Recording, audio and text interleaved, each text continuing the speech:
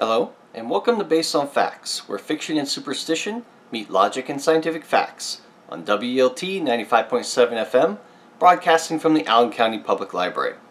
On this episode, we're going to be covering what is humanism. I know that I've already covered atheism, which can be similar in many ways. However, atheism is explicitly defined as being one who does not believe in any supernatural force. Humanism takes us a step further and really kind of makes it a lifestyle. So the problem here is that even though humanism and atheism overlap a little bit, atheism is really all about just not believing, whereas humanism kind of takes that non-belief and shapes it into a way of life. And that's kind of what we're going to talk about today, because honestly, until a couple years back, I wasn't entirely sure what humanism was and what a humanist does or believes in or whatever, and how they live their lives. And so honestly, I feel like it's kind of important to talk about that, especially since the organization that I'm vice president of, FreeThought Fort Wayne, that is an organization where we are really a chapter of the American Humanist Association. And so we consider ourselves to be, for the most part, humanists, as well as whatever belief system we subscribe to, which is how you can be simultaneously a humanist and an atheist. And we'll kind of talk about that here in a little bit. But the real reason why I'm talking about this right now is because of the fact that I just gave a presentation at the Allen County Public Library yesterday, or last night, as it would be. And the title of that topic, or of that talk, was Humanism, a Progressive Philosophy of Life. Because that's really what it is. And so we discussed that along the way. Now, we started off with, what is humanism? Well, it really comes down to the fact that humanism is a progressive philosophy of life that, without supernaturalism, affirms our ability and responsibility to lead ethical lives of personal fulfillment that aspire to the greater good of humanity. Needless to say, flowers and butterflies, ooh la la. But we have to keep in mind that really this idea of humanism has been kind of shaped over time. And the fact that really all of this idea of humanism is based on the Humanist Manifesto, okay, which the American Humanist Association put together. Now the first version of this was put together in 1933.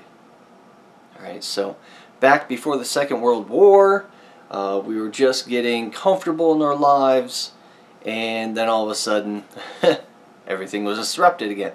But when we were getting comfortable, that's when more and more people started seeing a way out of religion.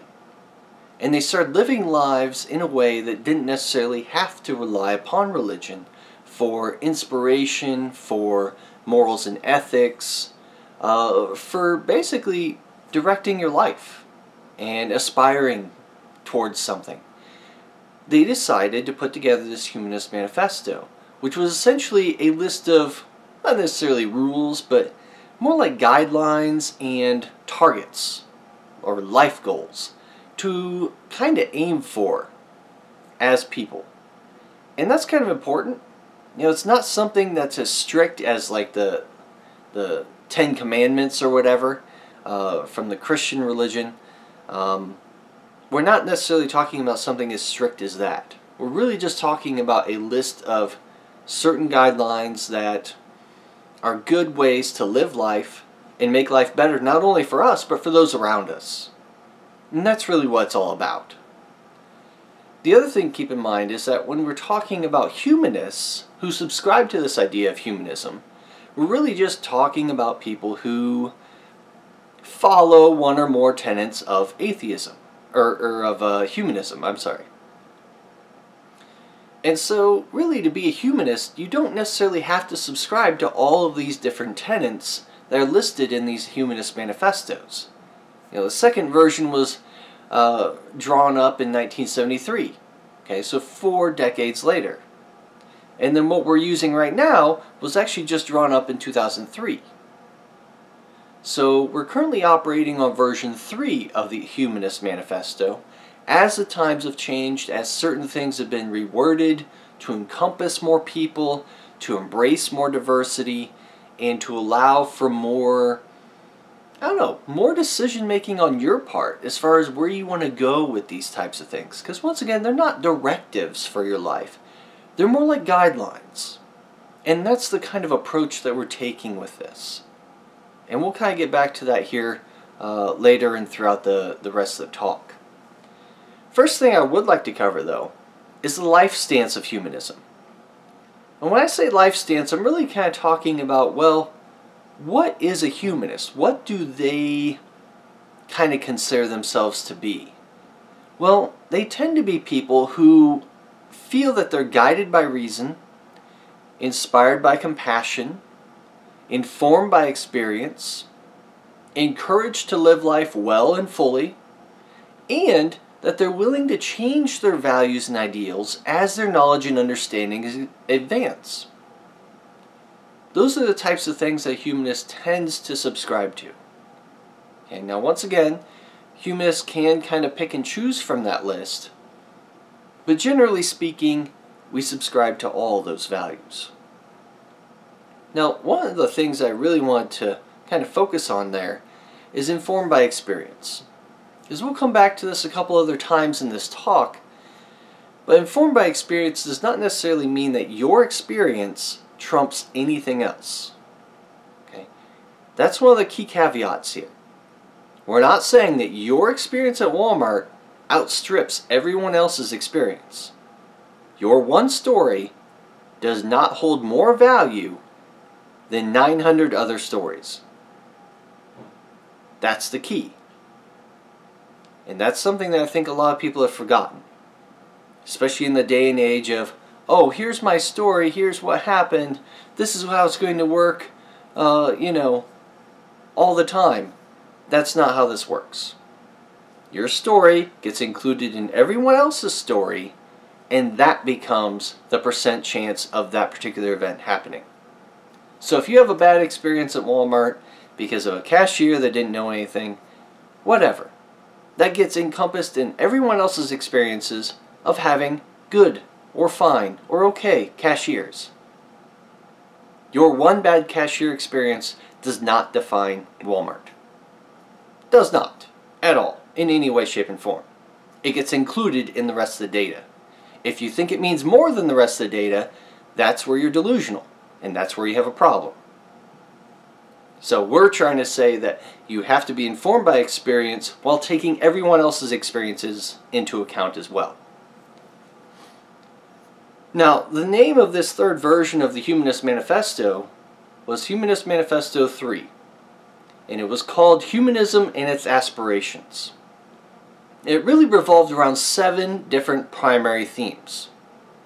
That is to say, 7 different core values, so to speak, that we look forward to completing or aspiring to in our lives. First one was that the knowledge of the world is derived by observation, experimentation, and rational analysis, which is to say, science. Science is how you evaluate those types of things. Science is the best method for determining knowledge through observation, okay? Through experimentation, through testing and solving problems. And through that, at the end of the day, we can develop beneficial technologies that help us, that enable me to talk to you through this digital medium. That's what we're talking about here. We're talking about using science to develop technology, which then helps us in various ways. Now, even aside from science, because I love science, I can sit here and talk about science all day, but we're not here to do that. What we are here to do is discuss some of the values that we have as humanists. And you know what? There is value to art and entertainment and music. There's value to those things. Because honestly, when it comes to being human, we know that there is a delicate balance between work and play, between drilling away at something and just sitting back and enjoying life. We need to maintain that balance, and humanists recognize that. And so they do see a lot of value in things like the arts. That is to say that thinking differently is valued within the context of what we currently know, within the context of reason. That is to say that we don't necessarily value everyone's opinion, because if your opinion is based on ignorance or is not founded in facts, well, that's a situation where we can discuss that and get you pointed in the right direction. Okay? Because when some people sit here and think that their experiences overwhelm every bit of evidence otherwise, that's where we have a problem. You know, if you took this particular herbal supplement and you end up getting healed from your cancer, that does not trump the overwhelming amount of data that says taking that herbal supplement will not cure your cancer. That doesn't trump that. Not to mention there's not even a direct correlation between one and the other. Okay. Correlation is not causation, and vice versa. So we just have to keep that in mind as well. So we have to keep everything within a context that is based in logic and reason and evaluated critically along the way. That's really kind of what we're talking about there. The second point is that humans are an integral part of nature, the result of unguided evolutionary change. That is to say that we are random beings, just like every other being on this planet. Every single organism on this planet is here as a result of random evolutionary processes. Things like natural selection. Okay? Natural selection is what it took to develop every single life form on this planet. And we have loads of evidence to support that. So if you don't believe in evolution, micro or macro, which by the way are the same thing, if you don't believe in that, then you can't be a humanist. It's essentially what we're saying. Because you have to subscribe to the idea of evolution in order to really understand who we are, why we're here, and what our job is in this ecosystem. Because we're a part of this global ecosystem. And we're going to come back to that later on and talk about that more in detail. But for the moment, just keep in mind that because we're here as a result of random chance, every other organism is too. And so we have to recognize that nature is a self-existing kind of thing, and that we're just another part of it. You know, we're not necessarily a perfect organism. You know, evolution and natural selection don't produce perfect organisms by any means. All right, take any example in the animal kingdom, and you can think of a way to make them better. Just us as mere humans can think of a way to make an organism better. Make them stronger, make them faster, make them more efficient killers, make them more efficient producers. We can think of ways to improve them. So if we can think of ways to improve them, just imagine how not optimal they are for their environments. They're somewhat shaped by natural selection, but it's a very crude process. It's like using a shotgun to try to get at a single target. Doesn't work so well. You end up blasting everything else around it. That's what natural selection is. Because it's operating on different genes in different loci along the entire chain of DNA for that organism. And so it's a very, very crude process. Results in a lot of different traits being acted upon. And so yeah, a lot of different traits come out in the end. You know, just look at us. We have a tailbone, which has exactly no function. We have an appendix, which has basically no function. We have molar teeth, which are becoming completely null and void. I mean, it's just, we're getting to the point where we're seeing all these vestigial types of structures, and we're not thinking, well, maybe that organism isn't completely evolved. Maybe it can be better in some way, shape, or form. That's what we're talking about here with this point. Is that not only are we not optimized, but neither are the organisms in the environment. But the other more subtle point in this particular point is the fact that we need to be mindful that the future is an undiscovered country. Just to quote one of my favorite Star Trek films. And that we need to welcome the challenges of that future. Be ready for facing whatever is before us. And we have to be drawn to that kind of thing. Be drawn to the unknown. And not be afraid of it. Need to be able to face it head on. And be like, you know what, I'm okay with not knowing what's going to happen 20 years from now. But you know what, I'm going to try to make it the best that I can. That's kind of one of the underlying points of that. If you consider humans in our evolutionary trajectory, because I get this question every now and then from students, hey, what's the future of human evolution? I'm like, well, look around. You see all the diversity that we have now? In the future, none of that will exist. At least, not as far as race is concerned. You know, race is really kind of an artificial construct anyway. I think I've talked about that before. There's not really any real basis for race. Okay, it's genetic tendencies, it's not genetic absolutes, which is to say that there are genes and bits of DNA that are shared between every single race, not just any one race. There are tendencies in groups of genes that are unique to each race, but those are only tendencies and they are not absolutes. That is to say, there are more differences within a race than between the races. And that's what's important. Race is really kind of an artificial construct. But it will become, and is becoming, more artificial as we progress into the future. Because as we progress into the future, we're becoming more of a global kind of population. And we are intermixing, intermingling, and interbreeding with more and more people. Which means that our gene pools are blending and becoming one massive gene pool to where maybe 1,000 or 2 into the future, we're going to see that every human being looks pretty similar.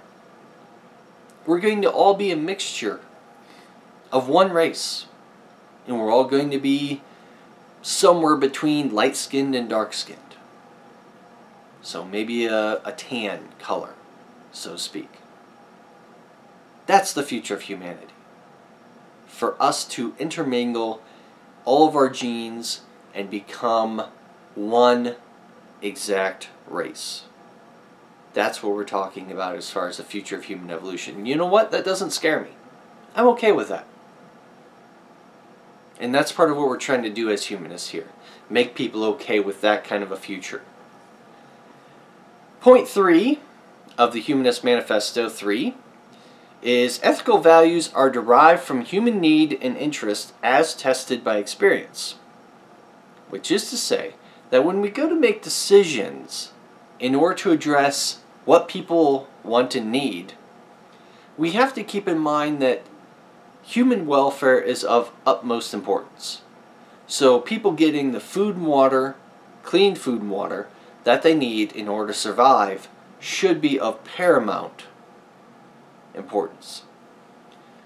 The other thing that we have to keep in mind is that providing a living wage and enough opportunities for people to be able to live at a level that is, I don't know, equitable, so to speak. That's really some of the priorities that we have. So when we think about what humanists tend to do is we tend to try to make sure that people aren't being left out in the cold and discriminated against, things of that nature, so that we uphold the utmost concern for human welfare along the way. The other thing is that along with that, we have to keep in mind the global ecosystem, and we have to stay within that. As much as we can care about each other and try to bring other people up and try to care for other people who are in need, we have to balance that with the needs and desires of the environment. Because if we only focused on us and only focused on our neighbors, then we can end up in a situation where we actually end up doing bad things to the environment, which end up kind of screwing us over in the end, so to speak. That's something that we want to avoid. Because if we poison the environment, if we toxify the environment, if we make the environment such that it cannot support us, then we are signing our own death warrant. And that's not what we want to have happen, right? So we have to keep those things in mind. The other thing to keep in mind is that if we're looking for human welfare, looking towards human welfare, we have to treat every single person as having an equal amount of worth and being worthy of some level, some basic level of dignity, regardless of what they've done and regardless of where they're going. Okay? So we have to keep that in mind, that everybody should have an equal voice.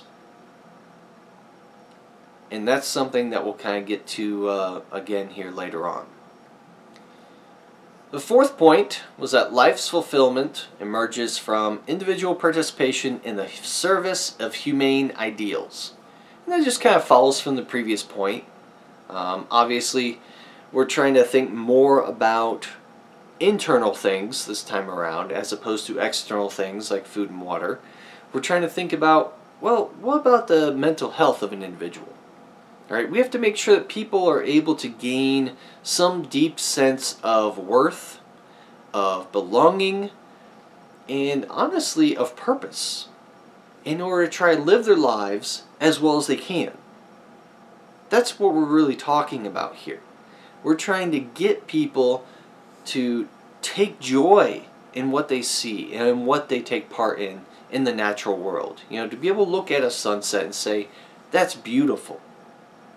And to take pleasure in that. And just sit back and enjoy that.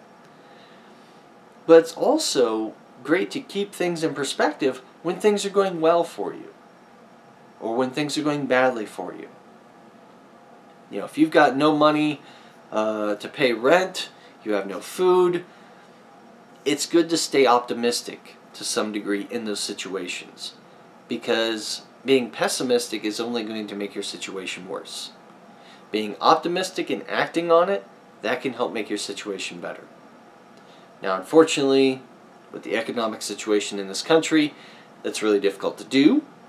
Okay, some people, not to get political, but some people would say that you just need to work harder.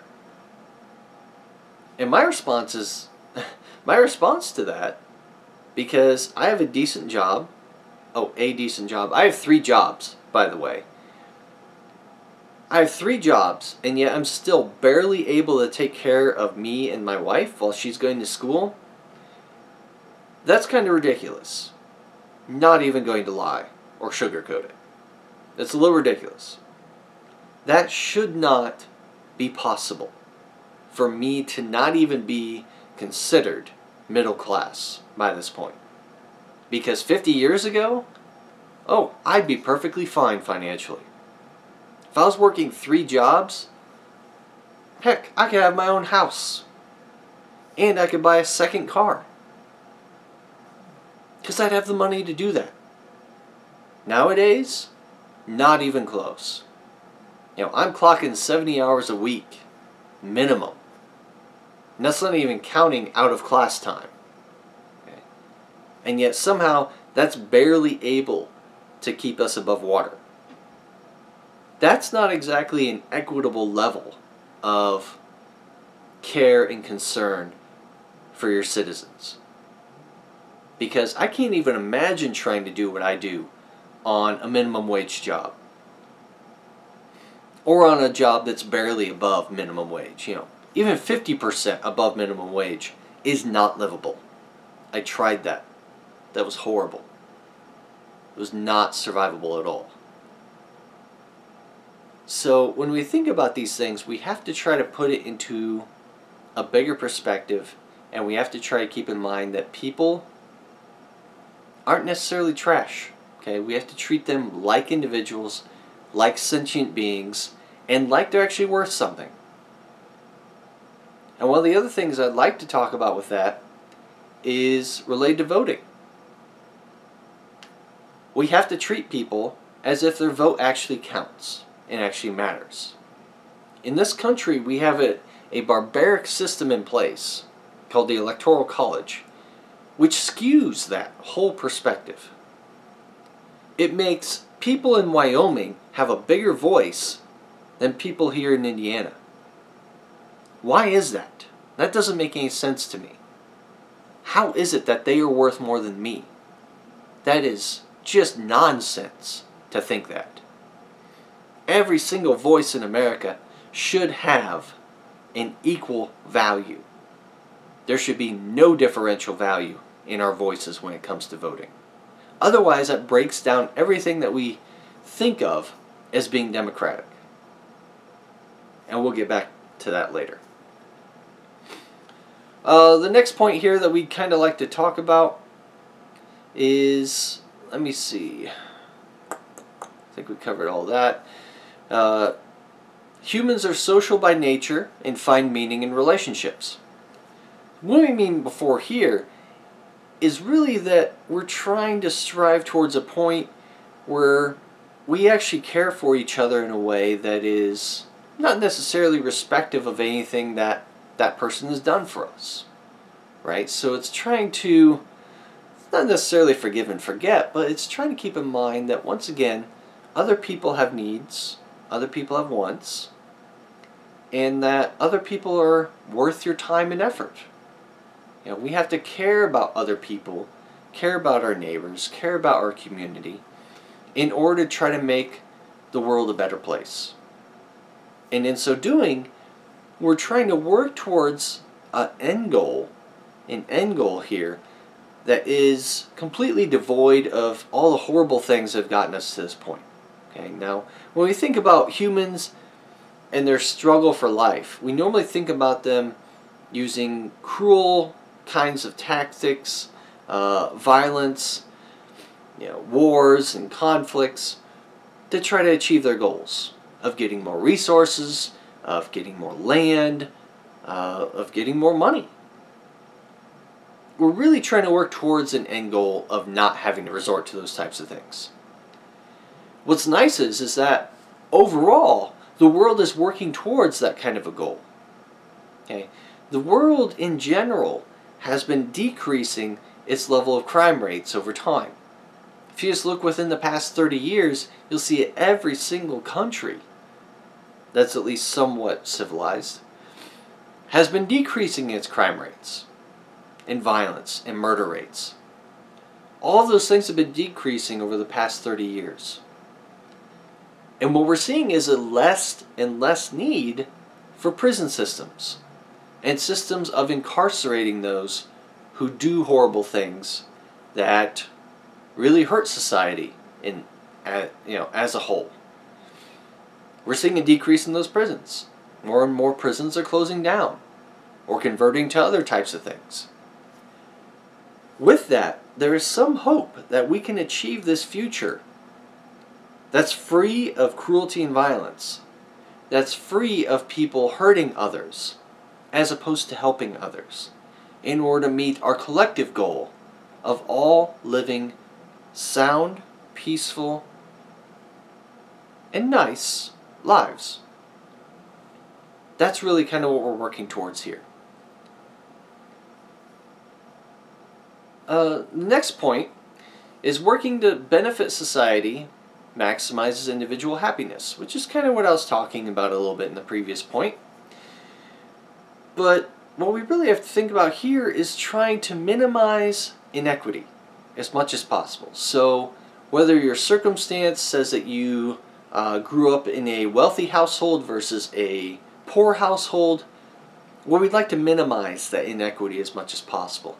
And one of those things that is really trying to help that is public education. Because of the fact that public education brings together these students into the same exact classroom and tries to provide them both with the same opportunities in education that can help them reach their maximum potential. Even when we're doing laboratory studies with mice, we find that the environment is really what has the biggest impact on IQ. Not genetics, but the environment.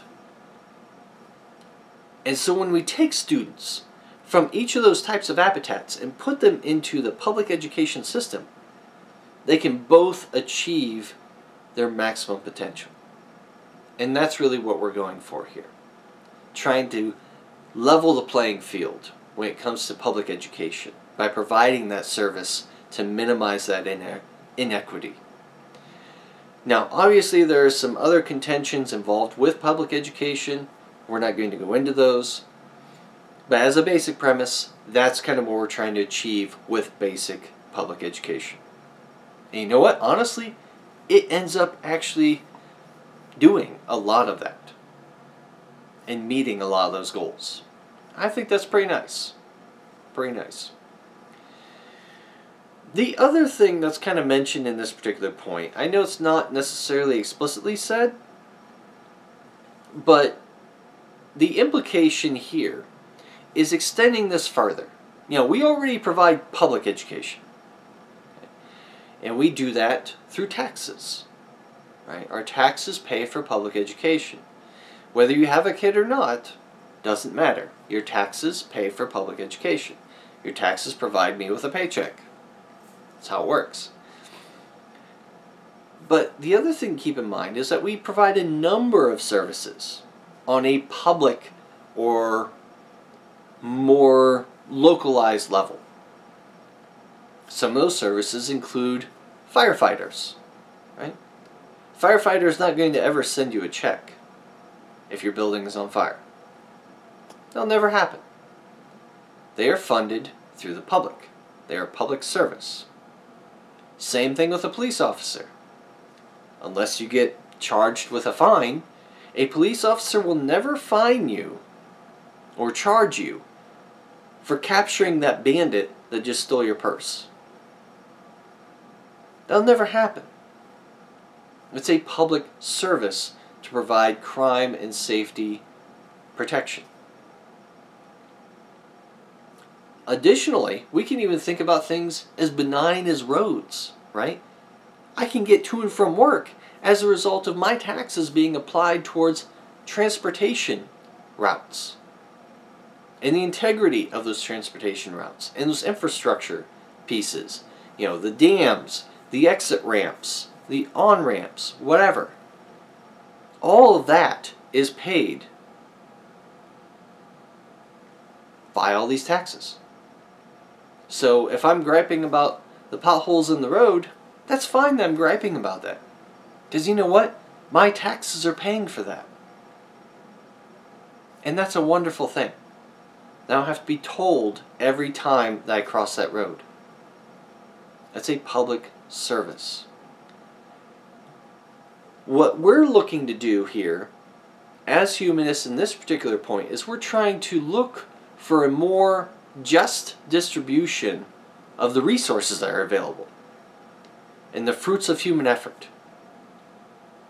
So if we're thinking about that, really trying to think about providing these services, these core services, to as many people as possible so that they can enjoy a good life too. Along the way, one of the hottest topics, at least here in America, has been healthcare. Right? Trying to move to what we consider a single-payer or universal healthcare system. That's really hit home with me lately because I've gone to the doctor for one procedure and been sent a bill of $2,500 for one procedure with insurance. That's how much I have to pay. So you know what? I've had to cancel all of my future appointments. I can't afford health care. This is ridiculous. I have a decent job, 3 jobs, once again, to remind you, and I can't afford health care. So I'm just going to accept the fact that I'm probably, just going to die one day much sooner than later, because I can't afford to be healthy. And I'm just going to have to suck it up. Whatever. I guess I didn't work hard enough. I guess 70 hours a week is not hard enough. That's ridiculous. Nobody should have to go through that. Nobody should have to work themselves to the bone just to survive when they are 32 years old. That is outrageous. So yeah, I kind of am sitting here advocating for that. I would like to see universalized healthcare. I would like to see a socialized healthcare system that many other countries have done. And you know what? The ratings on their healthcare systems are much higher than ours. The US tends to rank around maybe 10th in the entire world, overall, with respect to everything. 10th in the world. And yet somehow we're the richest country. We're supposed to be the best country in the world. And our healthcare system is crap. That is outrageous. There is no reason for that. And there's no reason that I can't afford health insurance. With health insurance. I can't afford to be healthy. So I'm back to square one. To where I don't even want to go to the doctor anymore. Because it's going to be another $2,500 bill that I can't pay. And I have to sit here and do equal payments for 12 months just to be able to afford it. And that's great. Because that makes the rest of my life that much harder. So I'm going to have to work even more. I'm going to have to ramp up my 3 jobs. Ramp up the hours that I spend. And clock in. Just to be able to survive. That is a never-ending struggle that should not be the case. These things should be fundamental values and rights that are provided to every citizen. And that's part of what humanism subscribes to in this particular point. May seem socialistic. Some people who subscribe to humanism may not necessarily care for that particular point, and that's okay. But a lot of humanists do.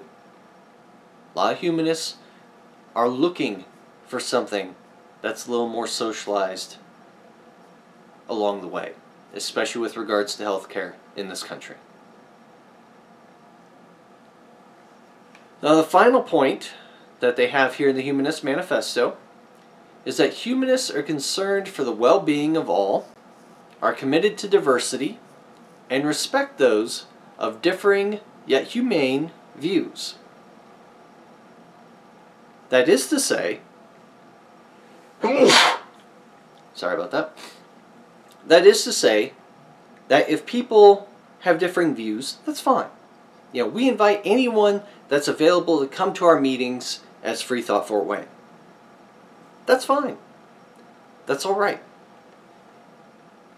What we don't care for is people coming to our meetings that have some weird sadistic view that is unchangeable.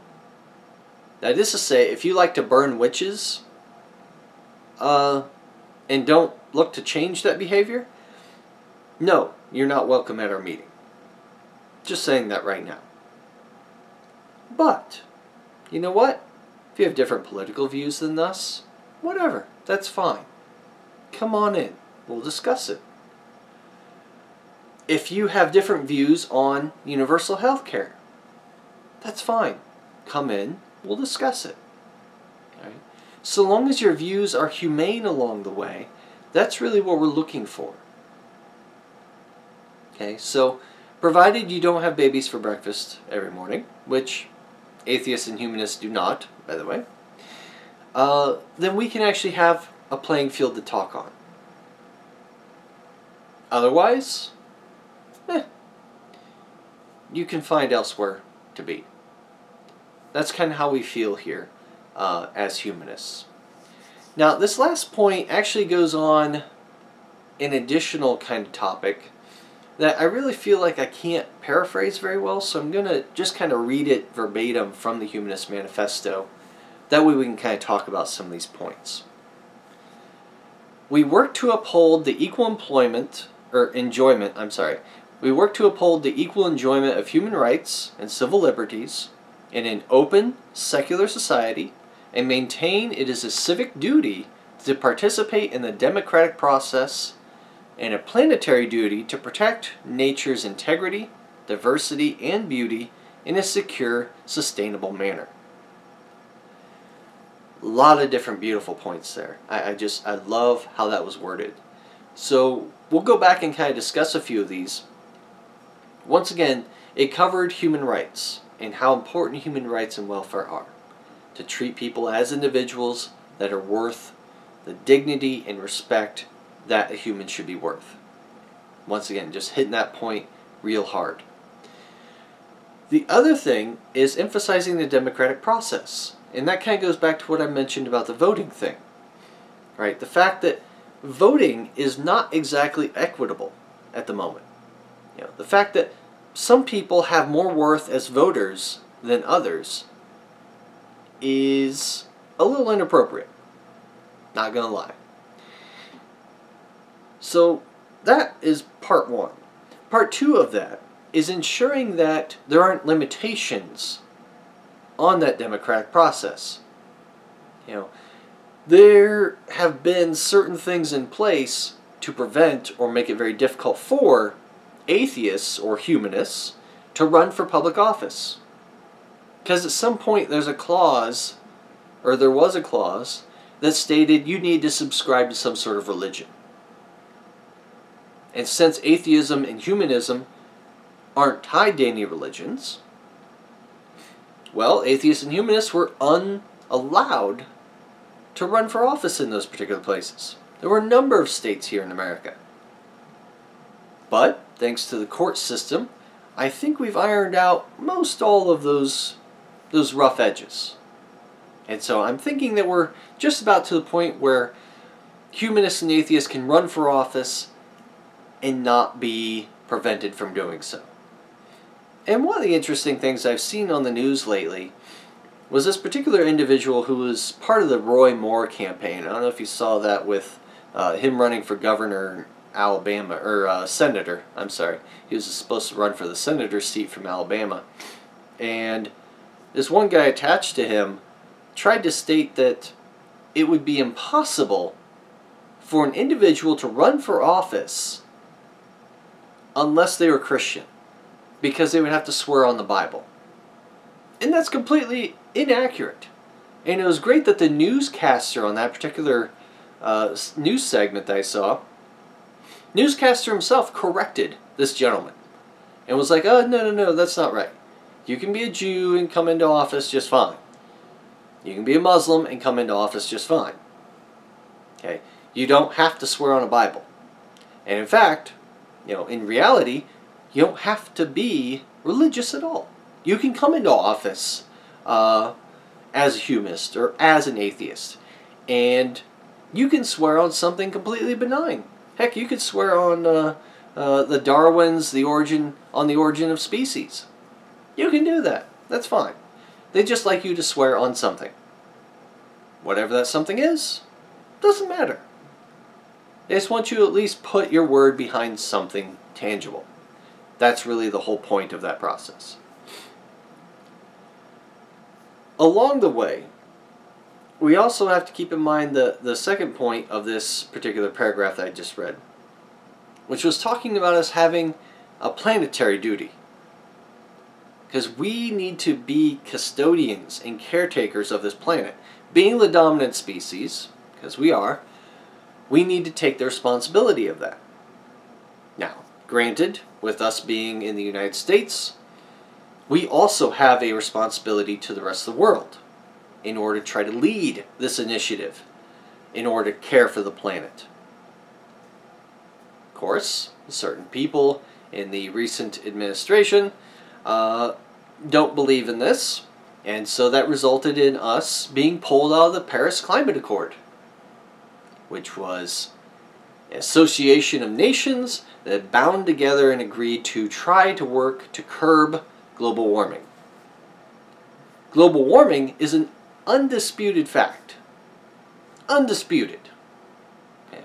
We have so much scientific consensus on it that's not even worth bringing up in conversation anymore. Yeah, a number of people will sit here and try to say, oh, global warming is just a hoax. It's just a giant conspiracy to try to get you to spend money on nothing. That's simply not true. And we have so much evidence to prove that it is not true. And that's part of what humanism is too. Is once again relying on the science, relying on the facts, and relying on logic and reason. I mean, honestly, how many times do you think you can pee in a pool until the entire pool is pee? It's the same logic with the environment. The same logic with the atmosphere. The same logic with the entire globe. How many times do you think you can litter until the entire planet is littered? I mean, we already have evidence that we have destroyed the ozone layer. And that, hey, after decades of trying to curb our emissions of those particular particles that destroyed the ozone, look at that, it's healing itself back up. So that's exact progression of knowledge. It's actually even the exact progression of learning that something is a disease and a communicable one. You get the disease, you display the symptoms, you start fighting the disease, symptoms disappear. Look at that. You have now proven that you got that disease and that you cured that disease. That it was disease causing the symptoms. That's exactly what happened with the atmosphere. How would people think that we can affect the ozone and not affect global warming? Since global warming is entirely based on two things. Global warming is based on the amount of radiation that we absorb at the surface of the planet, which is a lot more since we're converting everything to urban areas. And it's also dependent on the atmosphere. The composition of the atmosphere will retain more or less of the heat that the sun places upon this planet. And with more CO2, it retains more of that heat, which is why we're seeing the global warming phenomenon. Now, unfortunately, at this time of year, this is actually recorded in January of 2018. At this time of year, people are sitting here saying, well, there's no evidence for global warming because it's the coldest temperatures that we've experienced in recent past. It's like, yeah, okay. Weather is not climate. That's what it comes down to. Global climate change is the more appropriate term for global warming. Global warming is talking about, yes, the entire planet is warming on average. However, by the entire planet warming on average, it's shifting the climates and changing the climates of different areas. Some areas are going to be warmer, some areas are going to be colder, and you know what, honestly, in general, more areas are going to do very extreme types of things. Go from very hot to very cold. And so we see more of those extreme weather events with global warming. And it's even more important to take a final stand against that and to lead the rest of the world in a direction that results in a sustainable future that relies on renewable energy sources that don't release so much carbon dioxide into the atmosphere. And that will end up getting us to a place where we can actually be sustainable on this planet with this environment. Of course, tied to that is having children. The more educated a society and the more technology the society has, the less kids we tend to see in those societies. And that's a great thing. That's a great thing. Because the fewer kids we have, more likely we are to actually achieve some sort of healthy equilibrium or balance with the environment. Because it's not possible for this planet to hold an infinite number of humans. everybody can sense that. Everybody knows that. So having fewer kids is one of the key ways to become sustainable in the future. Now, one of the things that's mentioned in the conclusion of the Humanist Manifesto, which is actually really, really nicely worded as well, is kind of focusing on the ideals that we've just mentioned. You know, the fact that what we've just talked about is the utmost aspirations that we have. We're not all living through those. We're not all experiencing those. But those are certainly targets that are worth reaching. It's worth reaching the goal of becoming sustainable with the environment. It's worth reaching that. And we just have to know and understand that even if we don't make it, that's okay. And so let me just go ahead and read through the conclusion of the Humanist Manifesto here, so we can kind of wrap things up. Thus engaged in the flow of life, we aspire to this vision with the informed conviction that humanity has the ability to progress towards its highest ideals. The responsibility for our lives and the kind of world in which we live is ours and ours alone. And I honestly feel like that's the biggest point there at the end, is when it comes to trying to aspire to these different goals and meet these 7 different criteria for humanists, I feel like it's really up to us to follow through with them. And that playing the blame game isn't really going to get us very far. And sitting here being like, well, you know, I don't know if it's entirely my fault. It's really a consequence of my situation. That's kind of deflecting the responsibility.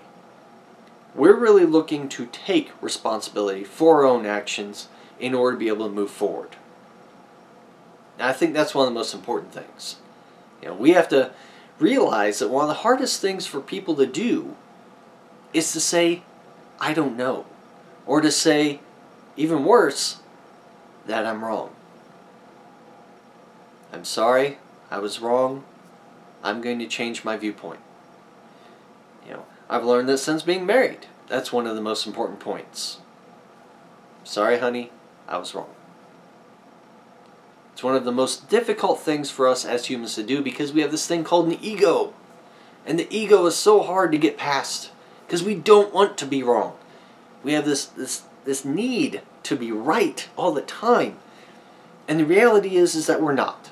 We are not right all the time. And we have to realize that that is a natural consequence of life. And we have to be able to have that humility in order to be able to admit that we're wrong. And be able to move past that and try to become better. Better ourselves and better our people around us. And it's only through doing that that we're going to achieve any level of progression along the way. Because that's what this is. Humanist kind of views are progressive. So we're supposed to be getting better all the time. And that's a reasonable goal for anyone and everyone to do, is to always become better. Challenge yourself to become better. Become a better person over time. Serve more people around you. Make life happy for not only yourself, but those around you. Those are the aspirations that we're looking towards here in humanism. So, I think that pretty much wraps up my talk. Just keep in mind that everything that I just mentioned from the Humanist Manifesto is property of the AHA, or American Humanist Association. Once again, the FreeThought Fort Wayne organization that I'm vice president of is the only chapter of the American Humanist Association here in Fort Wayne, and in fact was the first chapter in all of Indiana. Now there's a second chapter as well. So keep that in mind. If you would like to know anything about us, you can find us online at freethoughtfw.org. You can also find us on Facebook and on YouTube, of course. So thank you so much for watching this episode, and have a great one.